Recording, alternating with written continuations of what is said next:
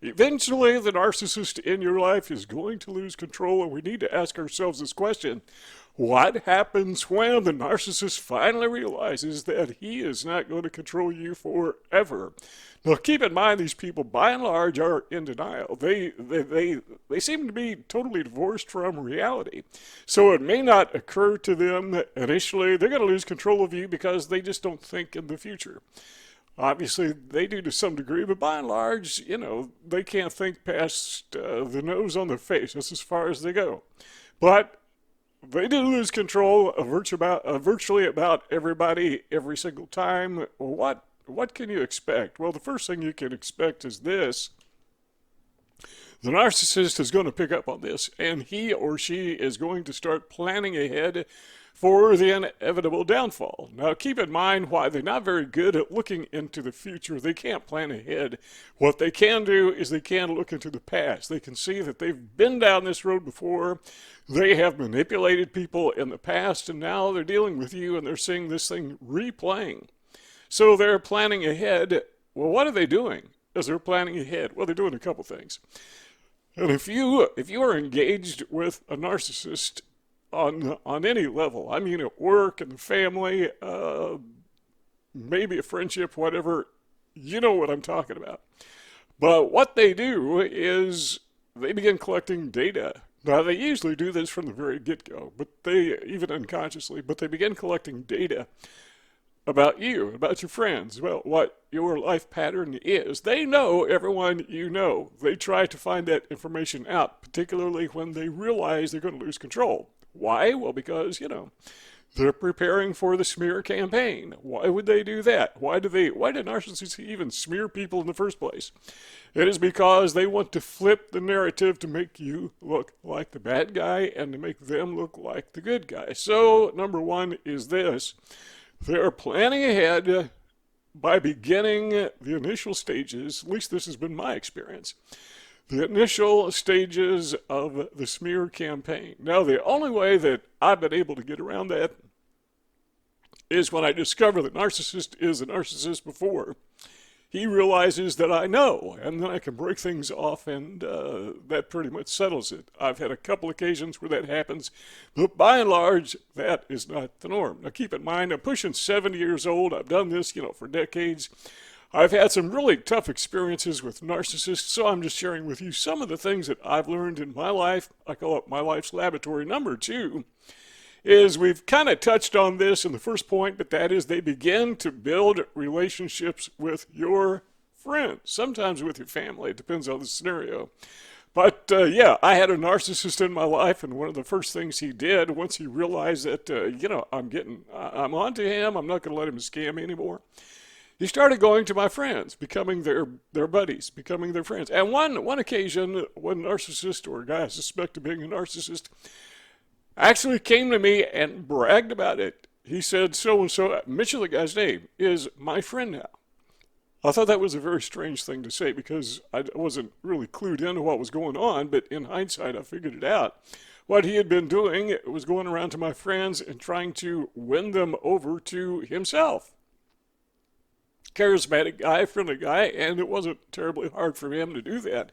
Very disappointing for me, but when the final discard eventually arrived, what I discovered was that my narcissistic friend had actually convinced many of these people during the smear campaign. We'll talk about that some more in just a moment, but during the smear campaign, convinced them that I was the bad guy and he was my victim.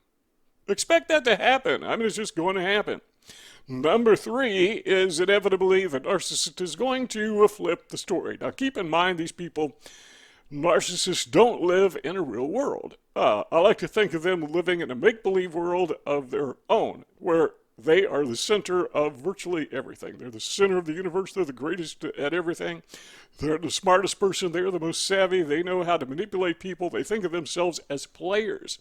So they go about life living it as if life is a puppet stage and everyone is their puppet and they're the puppet master. They like to manipulate people. And they create this narrative. They create a story. which is just the exact opposite of reality. At least that has been my experience. And as we mentioned earlier, they are always presented in their story the good guy, and you, the victim, are the bad guy. You have been abused by the narcissist, and he is going to tell others that you have abused him or her. That's kind of disheartening. Now, if you're going through that, what do you do about it? Well, we'll talk about that in another video, but yeah, it is challenging because there are these people out there you think, man, these are my good friends. I've known them for years. Some of them are even family members. How are they believing this person? They shouldn't. I mean, I can see through it. Why can't they see through it? Well, the reality is, in the initial stages of your relationship with a narcissist, actually, you couldn't see through it. Otherwise, you wouldn't have that relationship to begin with. So you got to cut these people some slack. These flying monkeys that the narcissist is recruiting to be on his side or her side. You got to cut them some slack because, you did the same thing, right? So if you want to know how it is that the narcissist manages to convince flying monkeys to like him or her, well, how did they do it to you? Same thing. Number 4 is they create an inverted reality, an inverted story. Now, this goes beyond what we said in number 3, where they just flip the story, but now they're creating something entirely new. They tend to be very creative. At least the ones that I've dealt with tend to be very creative in this area. They make up stuff. Now, typically what they will do is they'll take an ounce of truth and they'll mix in some embellishment and they'll make it sound like something that just isn't accurate at all, but because they've mixed in enough truth, it gives it validity. So when they are talking to other people, they believe them. And because the person is charismatic to begin with, that just draws them in. Now stop and think about the narcissist in your life. And stop and think about the way that he or she presents reality. So we say, the way that a lot of people term this is they say, you have your truth, and the narcissist has their truth, as if they're different kinds of truth. Well, I got to tell you, there's one truth. There is truth, and there is a lie, and there's nothing in between. But the narcissists are very good at misrepresenting truth, so what seems to be truth is not at all. But they're very good at that. So think of the narcissist in your life right this very moment, and what is his or her truth compared to the real truth, compared to what really is true. And what you realize is they have invented a fake reality, and that's what they are feeding to other people. And people are gullible. People believe all kinds of silly things. Now, stop and think about this. I almost never talk about politics or religion, but I'm going to make an exception right now. And I hope I don't offend anybody by doing this, but ask yourself this question. Why are there so many religions? They can't all be right. The overwhelming majority of people who adhere to one or another religion got to be wrong. So why do they believe something that's not true? Now, we could say the same thing about politics. And again, I don't talk politics, but making an exception. Think of all the different shades of political philosophy that people have. They can't all be right. In fact, maybe none of them are right. 8 million people on the planet, I don't know any 2 of them that agree together on everything all the time. So basically everybody's wrong. Everybody believes something that isn't true. So if you realize that when it comes to religion or politics or philosophy or whatever, everybody believes a story. And all the stories they believe cannot possibly be true. So we believe them anyhow. So how is it that people are believing this inverted reality? This, I don't want to call it a religion, but kind of think of it, it's almost like the narcissist is starting a cult around himself. He is the cult leader. I mean, very realistically, they use some of the same tactics. Why do people believe that? Well, why do people believe any cult?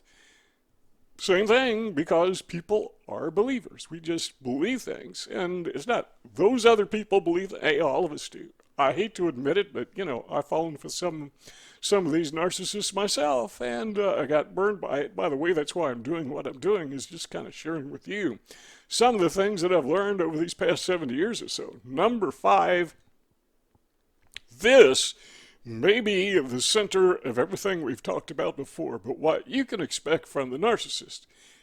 and it depends on the narcissist, but you can expect him or her to be vindictive.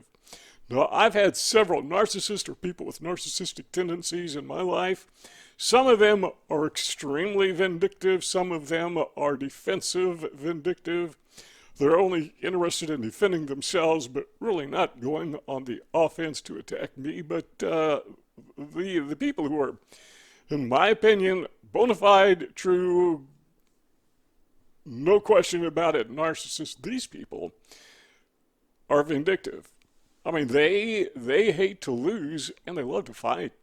And they consider anything that is an affront to their ego, anything that does not add to their ego or anything that drains their ego, that is a major affront. And they want that ego supply back. And the way they get it is to attack you. How do they attack you? Well, sometimes they do it physically. I've never experienced that. I suppose it could happen. Come to think of it, just off the top of my head, I'm guessing that probably every serial killer who's ever existed was probably a narcissist. So, yeah, okay, sometimes they do get physical. But my experience, I've never had that. So how do they get vindictive? Well, that takes us to number 5, something that we've already talked about. But let's go into it in a little more detail, and that is the smear campaign. That is where they get you. Again, as we said earlier, they create a false reality, they create a false scenario, they create a cult, if you will. They recruit flying monkeys, cult members. These people help the narcissist trash your good reputation. By the way, they can't touch your character. Your character is who you truly are. Your reputation is what other people say about you, but your character, they can't touch that. Only you can touch your true character. So be careful to defend that at all costs. So they recruit these cult members, these flying monkeys, to engage in the religion of trashing you. Guess what? The narcissist is the messiah in this cult, and you, well, you're the devil. And so they're trying to save the world from you through their smear campaign. These flying monkeys, these narcissist by proxy, these agents of the narcissist. Now, what's surprising is they're very good at it. Maybe that's not surprising because, human nature. You've been around a while, you understand this. Maybe not surprising, but to me, it is always disappointing when somebody who I thought was a good friend, somebody who I thought I could depend on, I could lean on, falls for the lie of the flying monkey. Now, this thought comes to mind, so I'm going to say it before I forget it. But one of the things I've learned is about 20% of the people that the narcissist goes after to recruit to be flying monkeys, to be agents, about 20% of them don't fall for it. And the thing that I've noticed about these 20% that they all have in common is that they know me very well and they know the narcissist very well. So they know better. They just flat out know better. Few exceptions, but by and large, the only people that the narcissist has been able to turn against me either didn't know him or her, or they didn't know me. But if they know both, chances are, at least in my experience, consider yourself safe. See those 2 rectangles on the screen? Okay. You want this conversation to continue? Let's keep talking. All you got to do is click one of those rectangles and the conversation goes on. If not, thanks for stopping by, and we will see y'all next time.